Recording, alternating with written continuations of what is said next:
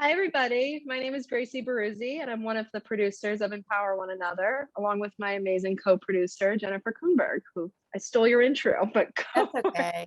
You can intro me anytime. anything. So thank you so much for being here for the post-show Q&A for our third annual Empower One Another. Every year that we've done Empower One Another, it's been a little different because every year for the last 3 years has been a little different with what we've been able to do. And we've been really fortunate to have companies and independent artists who are enthusiastic about not only rehearsing in person, but also collaborating virtually. And so what you'll hear about tonight is a combination of some artists who collaborated in person, some who did everything virtually, some who planned to do it virtually, but then ended up having a chance to be in person.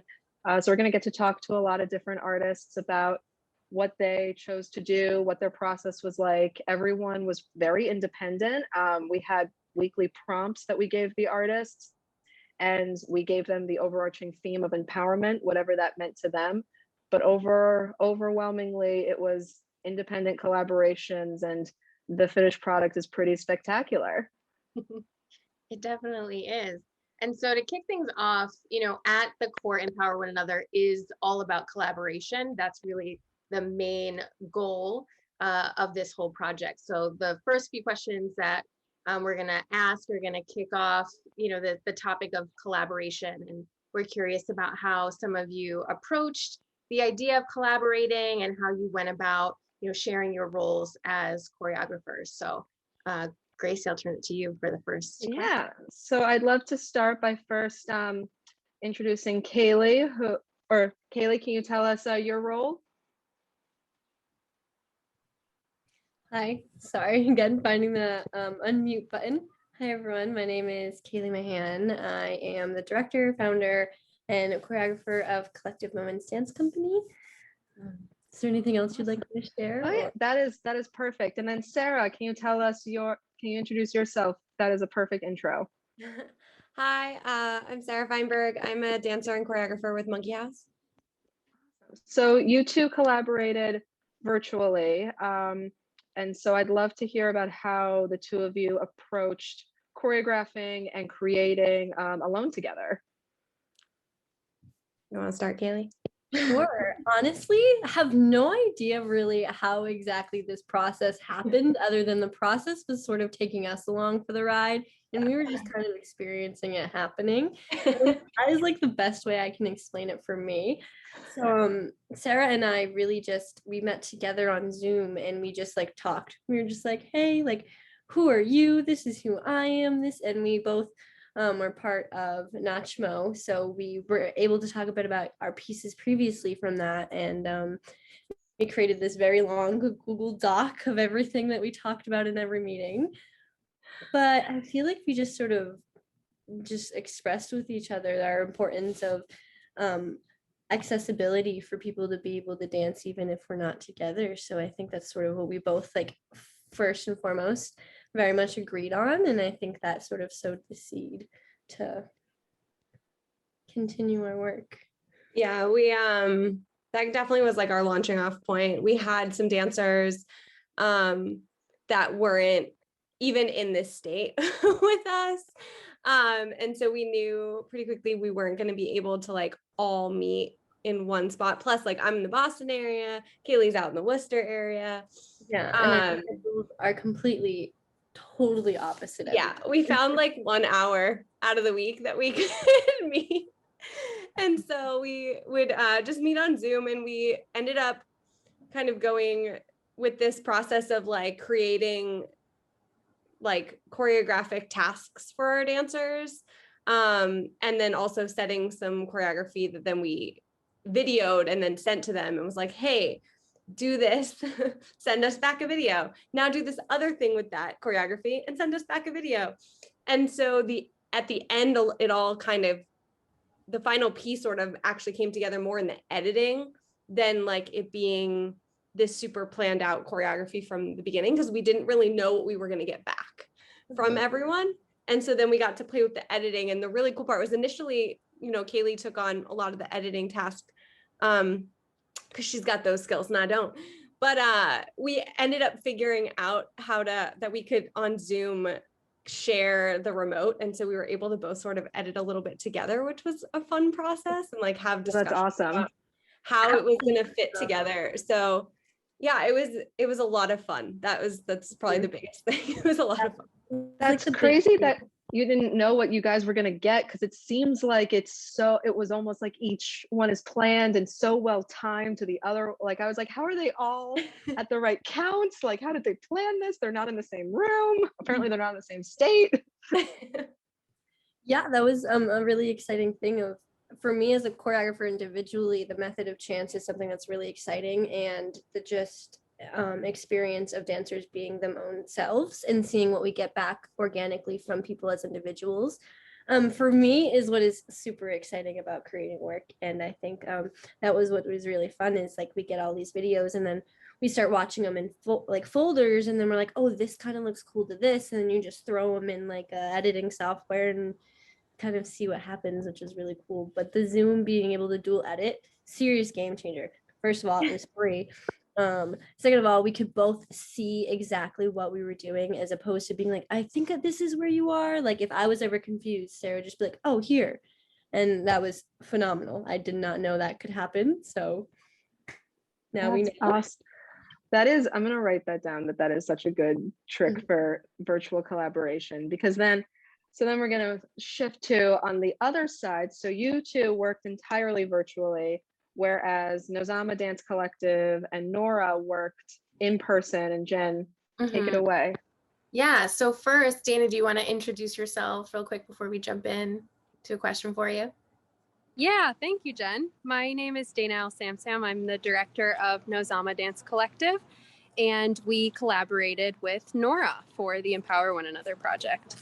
Yeah, and so I'm curious about your process, because it was very different from the process we just discussed, where you guys had Nora kind of leading the choreography for your group, right, and with your dancers. So I'm curious about like what prompted that choice and how that worked, you know, within your own company dancers, like how that dynamic worked, and, you know, for you guys taking on choreography from someone else. And, you know, I've heard you use the term cultural exchange in a previous meeting that we had. So I'm curious about hearing that, a little more background on that as well. Yeah, definitely. So the way that the collaboration, it kind of happened organically, because Nora was very excited about the opportunity to work with a group, to set choreography on a group, because that was not an opportunity that she had in recent history in Boston, where she's had only been for a few years. So she was like, oh, this is so cool that I get to collaborate with a group instead of an individual, because she wanted to explore the ideas of chorus and what it means to empower one another in terms of like being together versus when we're not together in the piece and stuff like that. So she had an idea kind of already cooking up. She was already working with a musician on some music. And she said, you know what, I think it will look more cohesive if I direct. And she also said, I don't want to be in the piece.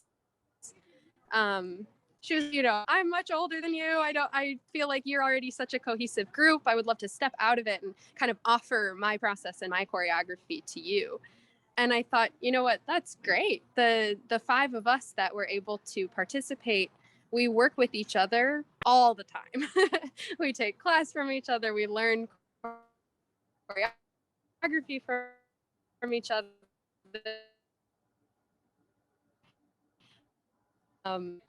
Me as the director, they face all teaching class and choreography style. Really pushed us. It was so different than what we're used to. And that kind of leads to this idea of the cultural exchange. She often would be like, you know, I know that American dancers this way, or you don't do it this way, but this is what we think of in modern dance in France. Things were like, she had a very big focus on our pelvis and dropping the pelvis down into the floor. And that's something that I've heard before in like Gaga dance classes and like Israeli dance classes. So to the dancers that did this piece, it was a different thing for them. It was unique for them to think about, okay, dropping my pelvis into the floor. That's not something they had thought about before. So that's just kind of one example of like in France, that's a very common thing that they talk about in their, like if you go to a modern dance class. So that's just one example. But in terms of the movement, that happened often, where she would say something, a turn of phrase or a gesture about a cue about how to move your body that was new for us. And it was a very fun learning experience. And the collaboration kind of came to play within the piece because we improvise a lot. So even though Nora kind of directed from the outside, we as dancers within the piece had a lot of voice of our own while we were performing. Mm-hmm. I think it's really interesting that, like, you mentioned just now improvisation, and then with the previous group you were saying, I mean, not necessarily improvisation, but improvisation in the sense of like getting videos from people and like piecing it together. And I'm really impressed with how in both of your projects, like it just is very cohesive, and you wouldn't have known that there was like any sense of sort of randomness in a way. I think that everything had been just so perfectly streamlined and curated together. So, you know, kudos to both of you guys for that great work. Thank you. And it was really cool to hear about the video process. I didn't know about that Zoom tool. So thanks to the other group for sharing that. Yeah, I didn't know that either. I feel like we're all going to use it now. The one key about it though is that it doesn't work on every type of device. But it does work on Macs, which most video software is that's what people are playing with. So it works for Macs. Good to know. Thanks, Dana. That I don't know how you guys didn't get like so super dizzy, but it was very impressive. Oh, we got ever so dizzy, especially on the day that we were filming it. We did the piece obviously a number of times, and one of my dancers literally took motion sickness like medicine. So yes, we were very dizzy. Well, you looked great doing it. Thanks, Dana. I am curious, just like a quick show of hands, how many people in the last like 18 months because of the pandemic have done other virtual works and films besides the one that they did for Empower? Like, this is like skills. We were talking about this last year when we did Empower One Another in September, when it was like, you know, the thick of it, that we were like, we're learning all new skills as directors and artists. Like, how many of us thought we would be web engineers and videographers and editors, but like all these skills, we're just going to keep building them. We're going to shift a little bit and talk about site-specific work, because one of the amazing things about this performance is just where all of these amazing pieces were filmed. So I'm going to start with asking Jen and Abigail about the effort it takes, because I have walked through that part of the city, but never once thought to dance there, let alone you also rehearsed there, right? Like, just tell us all about how you found that space, how you utilized it. Did you improvise with it? Like, how did the space influence the piece?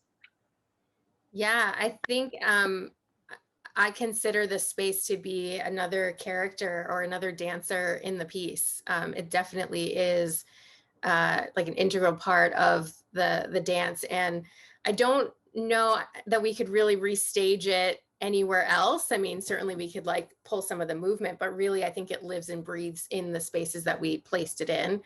And on our very first meeting with all the dancers, we sat down together and kind of brainstormed some places where, you know, like dancing could work. I know, Abigail, you said that you really wanted to do something outside. So we kind of went in that direction, and all the dancers were kind of throwing out ideas of what if we do it here or there. And yeah, and then we went out and scouted. You know, I was like, I think there's some space near Government Center. And when we went there, we met up and it was a giant pit because they were doing construction.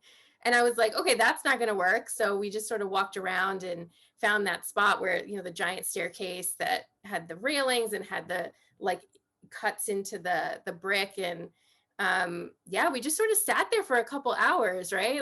And sort of, you know, just sitting and like, okay, we could do this, you know, like taking pictures from different angles. And really our piece was 100% informed by that location. And you know, a lot of the choreography I didn't create at home. I would like, you know, wait till we were there and sort of be inside the bricks and like, okay, what can we do here? How high can we lift the leg? And, you know, what happens when we get inside? And the part that happened in the elevator, I didn't even choreograph it at all until I went there and we were filming it, because I was like, I just couldn't do anything until I was actually, you know, in between the two panels. So yeah, I love that piece. I think it's just so fun to use, you know, really unique environment. So Abby, I don't know if you want to add anything to that. I think you said it really well, but I'll also say again, it was super fun to work with. And one challenge that was kind of interesting is that it was, like you said, really dependent on the site. And I actually did try to choreograph some bits and pieces before going to the site with like, okay, we're going to work on the railing, so I'll use this railing on my porch, or I'll use this bar at a playground. But then you got there and realized like, oh, it's slightly different height, it's different floor. And so you kind of have to be really adaptable when you're doing site specific work, unless you're going to, you know, make your way out to the site multiple times ahead of time. And sometimes that's not convenient or doesn't work with what the weather's doing. And I think being flexible and like really thinking on the spot is really important with the site specific work.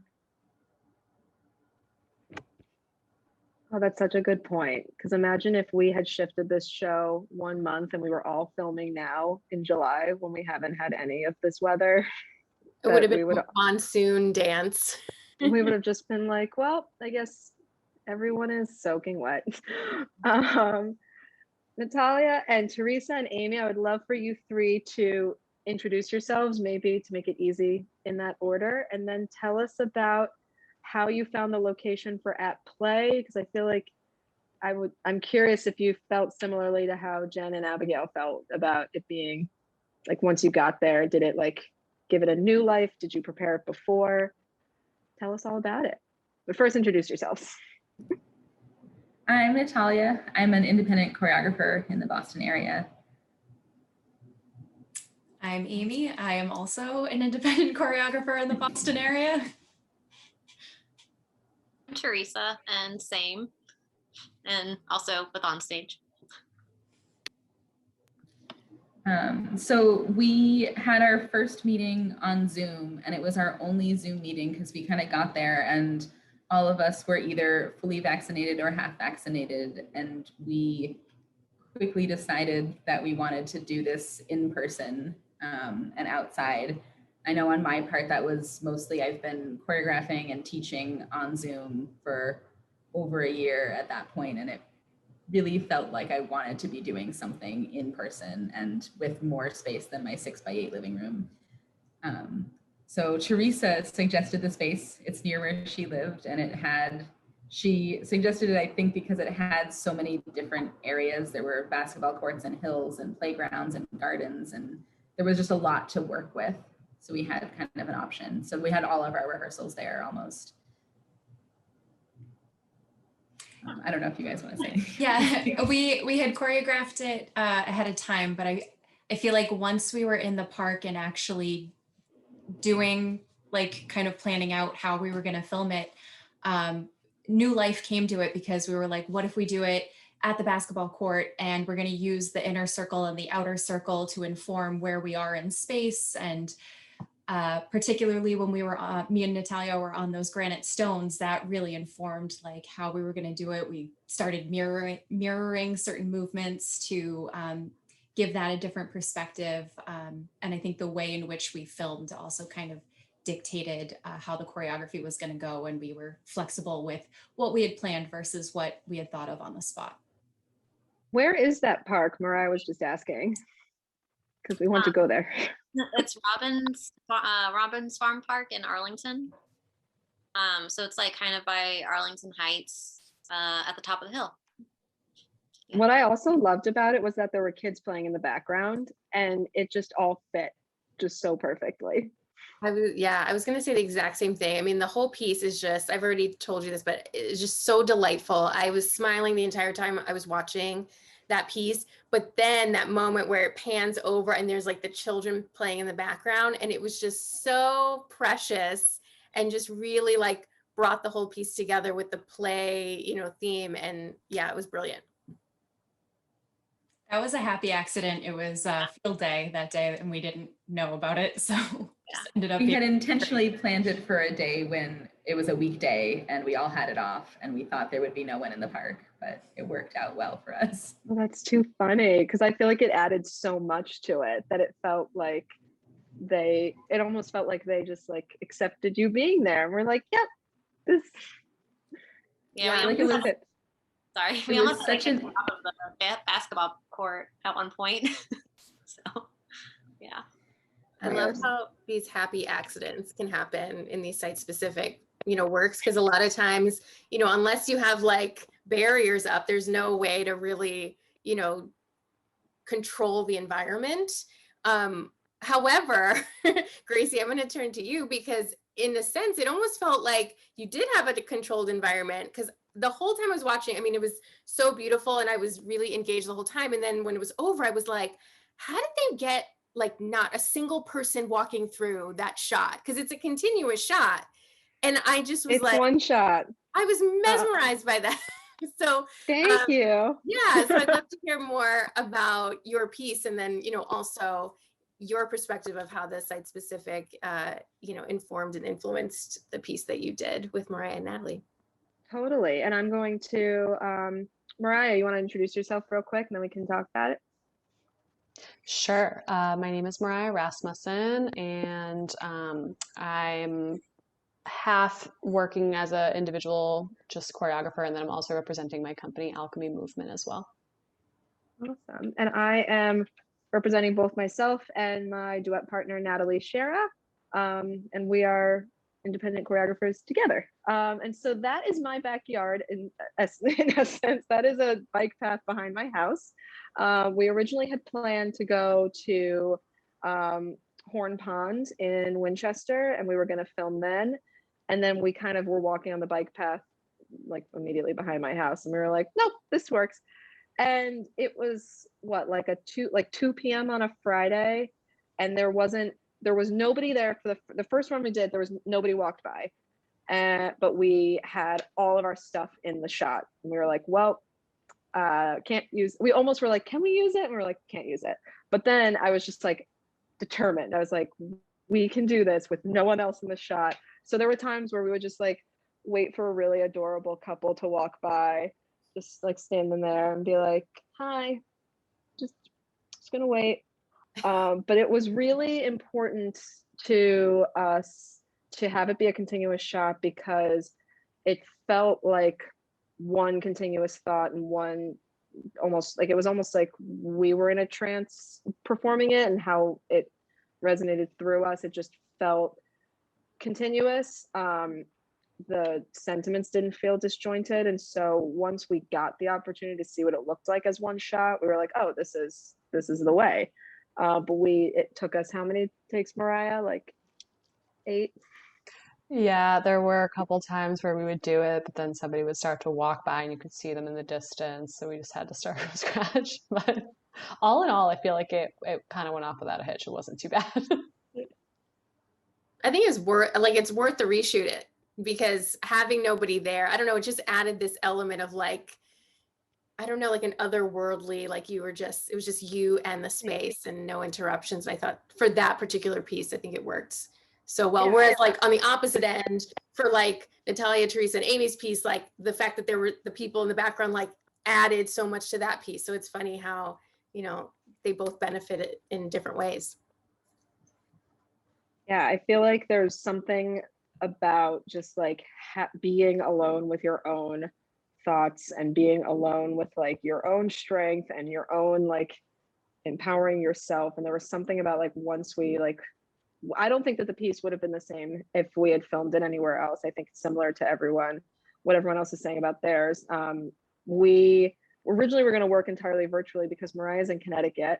And we're in Massachusetts. And so originally we were going to do it all virtual. And then we really felt like this piece that the three of us wanted to be in the same room or the same space for it. And so it just evolved with wanting to be outdoors. So I think that was also kind of an evolving with like what we were able to do. We went into it being like, okay, we're going to do this virtually over Zoom and we will make this work. And we had all of our rehearsals via Zoom except for one.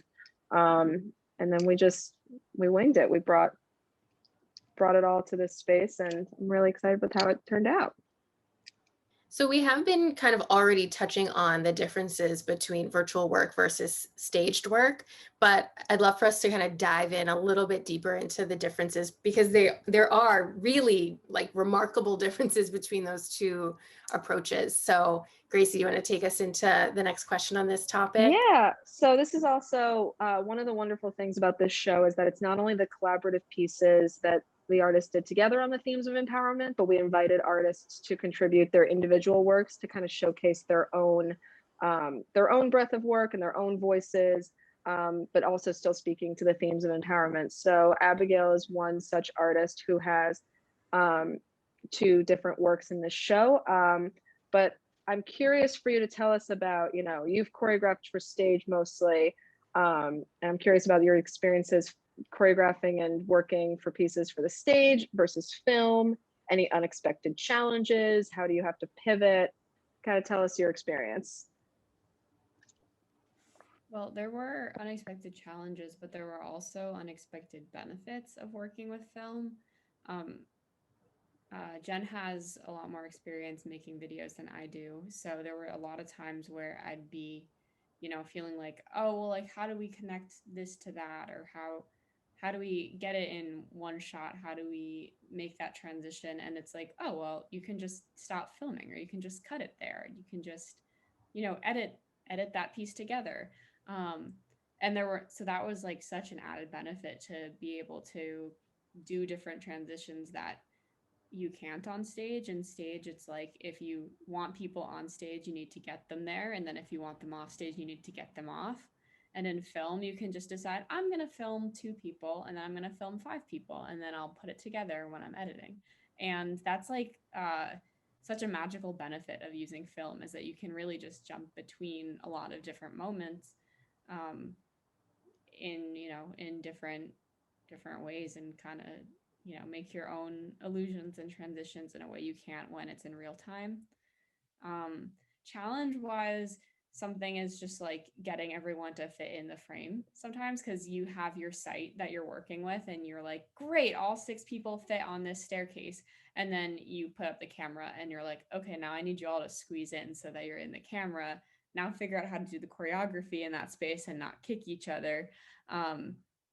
So those are some of like the challenges, is that, usually you see the space you're working with and you think that's the space I'm working with, but then there's also this other confinement of like the screen that you're working with. But overall, I think I was really excited, mostly by, like, as I said, some of those magical benefits of transitions and editing, because you got to, like, a lot of the choreography comes after actually filming the choreography. Oh my gosh, that's such a good way to put it. Kaylee, you also have 2 works in this show, and can you kind of tell us your experience about creating dance via film? Yeah, going off of what Abigail said, I completely agree about the like magical benefits. Something that I found really interesting with filming is how I used the act of filming as a choreographic tool. And I thought that was a really exciting way to be able to completely control what you see as an audience member. Because if you're in a live performance, you don't necessarily get to see the bottom of someone's foot. Like, you wouldn't see a view of a dance from the floor up, or you wouldn't necessarily see it from a ceiling fan, because you're not on a ceiling fan. So why would you see a dance that way? So for me, I think that was, this past year, something I found very interesting and intriguing to play with for film, was how I get to completely have a new almost element or person of choreography to be able to take something that you were not on a stage. So half of us aren't even in the same room. So to take something like that and to even try to put us together or make it seem like we're together, or how to create a group dance or things like that. But I also found it really interesting to keep in mind how we could take our virtual pieces and then put them to a stage. So I think that's something that's really fun to be thinking about too. Sorry. No, that's great. It's really interesting to think about what virtual or film pieces can translate to the stage and which ones just, you know, they don't at all. It'll be interesting to see who attempts to do that. Nozama did it tonight and I saw it and it was incredible. I know that so they had their full length in-person performance tonight, and I know that Dana is currently striking that set, so I can tell you they performed Polyphony on a stage, and it was even like it was incredible because I watched it in the film and I loved the space, but I didn't realize some of the sound effects that they had, like by hitting certain parts of their body, like just being able to see all the dancers. Kaylee, kind of what you were saying, like in that piece, they zoomed in on certain dancers, but to see it as a whole the whole time, it really worked. And I was very, very impressed. So definitely there are certain pieces when you do it that, like you said, Jen, like it'd be kind of tough to put the effort it takes onto a stage, just because I don't know how many like elevators you could like find, but certain ones, like you find new elements. And it's really very awesome. Yeah, and then Mariah, you also, I mean, we obviously talked about polarity, but you also had your piece Huntress that was, definitely specifically set for the stage. So I'm curious about, any experience you've had between the two as well. Yes, I had a lot of kind of like similar thoughts as to what the other ladies said here today about, stage versus filming. And this is actually the first piece that I had ever, collaborated with / done for film specifically. All my work has always been not necessarily, an indoor stage, outdoor stages as well, but never set for film. So that was an interesting exploration, and I'm really happy with how it came out. But definitely, I think the way when it came to choreographing for video, like everybody else was saying, it's a lot more free and kind of how we can go about it. And even I like kind of noticed myself catching it too, like when we were in person, when I was with Gracie and Nat, I was like, oh, okay, but like, how are we gonna like do that? Or like, sure, okay, but like, are we just gonna end it like that? And they're like, well, we can just like fade it out. And I was like, oh, you're right. We're like, it's gonna go up into the sky. And I'm like, oh, right, like people aren't watching us. So yeah, I think just the like artistic freedom, and I mean, again, we ended up doing one single shot. So we kind of stuck to maybe some of the same things that I would normally stick to when creating for stage, in regards to like you have the one time you do it and those kind of things. But yeah, when it comes to creating work kind of, for the stage, it's you have that one time, and like you're saying too, with the audience's view of it too, because again, for Huntress in this specific example, obviously like my dancers were on the stage and people are in the audience and the dancers are kind of exiting and leaving, but the audience is very stationary. And at least in the work that we did for this video for Polarity, like as the viewer, at least in this sense, the video, you're kind of circling us and then you end up in front. So just kind of being able to manipulate those things was interesting and unique to obviously this experience versus work for a stage. Mm-hmm. I almost feel like the videographer is like another dancer. And so I figure like if the videographer can't maneuver through us like another dancer would, then we probably are not setting ourselves up for success.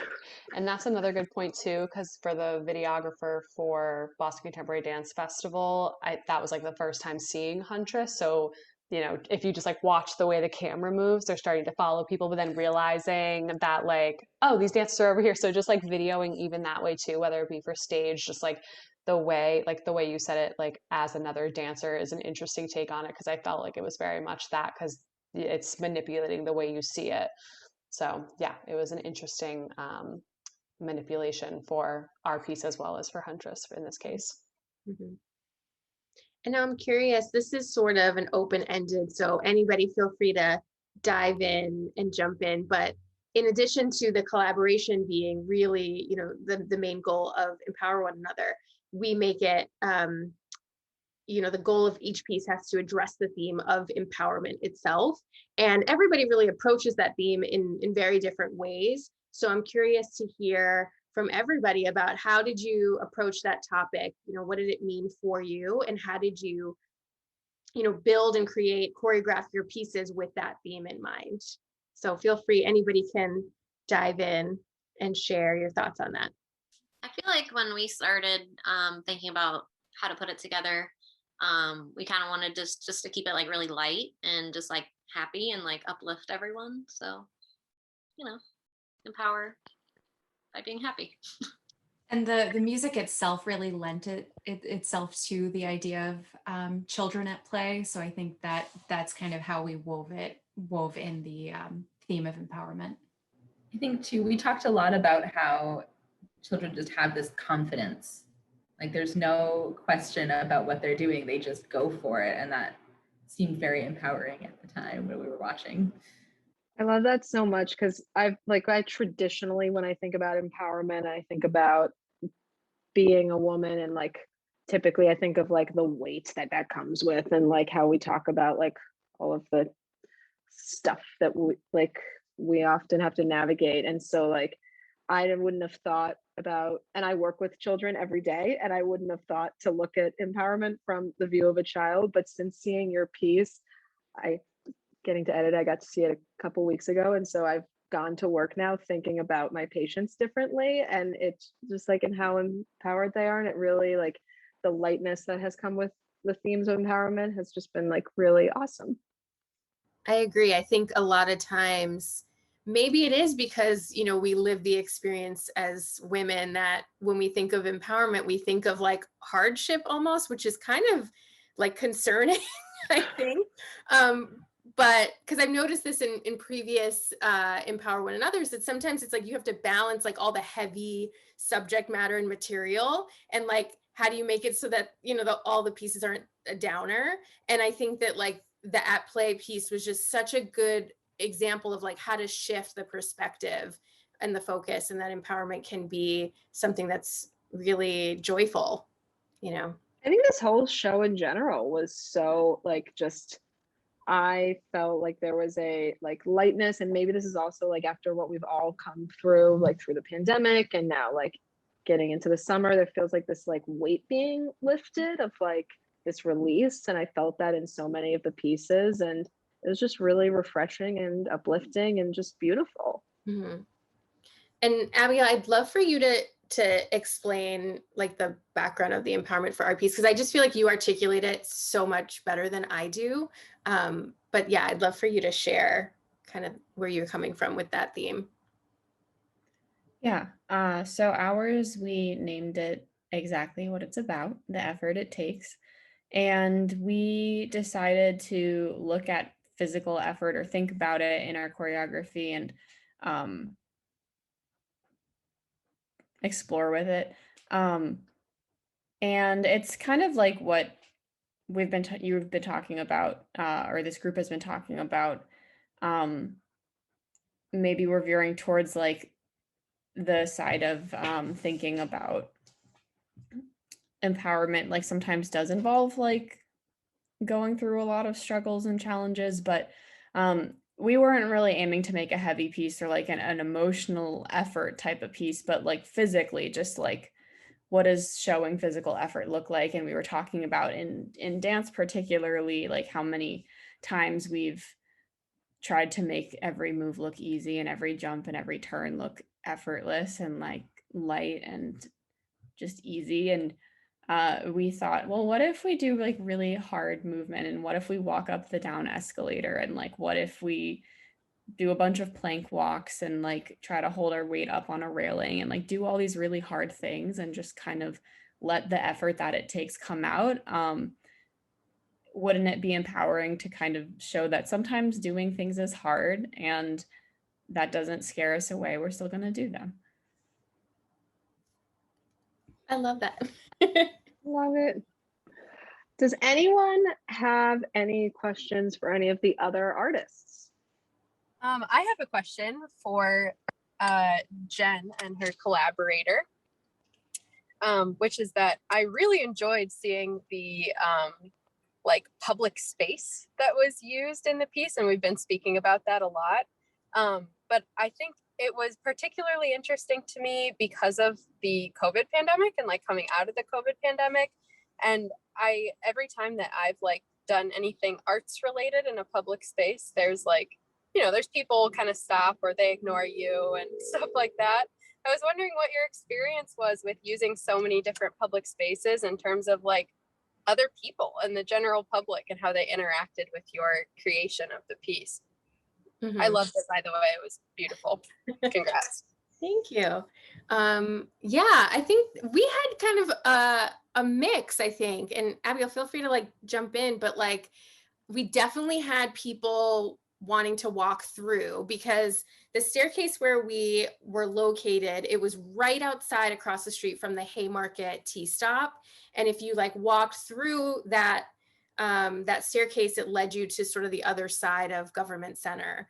So it was sort of like a throughway. But I think we benefited, one, because there was like huge construction happening like just right on the side of us. So I think a lot of people were kind of automatically avoiding the area for the most part, but there definitely were people who would walk through and we'd kind of see them approaching and be like, okay, cut, all right, no, go ahead, walk through and thank you. And then we would reset. And then there was a lot of traffic in front, like kind of behind the camera. So a lot of people were definitely looking outside their like car windows, like, what are they doing? And, you know, we'd see some people kind of stop and stare and watch us for a little bit. But yeah, I don't know, Abigail, if you want to add anything to that. I feel like with that location, like the staircase, that railing, those boxes and the bricks, that's all one location. And it's, as Jen was describing it, there is like reason to walk through, but honestly, like over the course of the hours we were there weren't like a horde of people walking through. There were a handful and then a lot walking behind the camera where like, you know, they're out of shot and not disrupting us, but maybe seeing something happening. And a couple did stop like in rehearsal process or filming and get excited. Like, are you dancing there? Are you making a video? Is this a movie? Like, what are you doing? Can I watch it? Where can I watch it? So that was fun. But we also, the escalator we filmed on was in Davis Square. And that was a very different experience because there were hordes and hordes of people walking through. I think I literally just blacked out about the Davis Tea Stop. You didn't even bring it up. I'm so traumatized by that experience. So you can definitely say to it, but I think it's really funny how I completely like erased it from my memory. Yeah, I mean, compared to filming at the escalator in Davis Square, I thought there were almost no people at Haymarket because the difference was just so big. But something we did a little bit with Davis was they had the digital sign up of when the trains were coming in. So we'd watch like, okay, one's coming in 3 minutes, we'll wait. And then we've got 2 minutes to do a good take and let's do it. And then we have to like wait again for the next train to pass. So there was much more interaction there. And in Davis, people were far less interested about, like, no one was stopping to be like, oh, what are you doing here? Because it didn't even register as dance for this part of it. I think for a lot of people, they were just like, I'm getting on my way. It's a lot busier than like the open space that Haymarket was, because that was like a huge open staircase, whereas this was kind of like narrow escalator and a high volume and high velocity type of crowd going through. It turned out so awesome. On that note, I just want to thank each and every one of the artists who contributed to this year's Empower One Another. There was just so much incredible work. So at its core, what Empower One Another aims to do is to build a community where artists support one another, where we encourage one another, we support each other's work. So follow all of these amazing artists, go to their shows. Now that there is live dance, it's so exciting. We'll be sharing these. We're also going to be posting this to the Eventbrite page so that if you missed it, they'll get to see it. So if anyone asks about it, and the show is available through Tuesday night at 11:30 midnight. So all of Tuesday into Wednesday morning. Jen, what did I miss?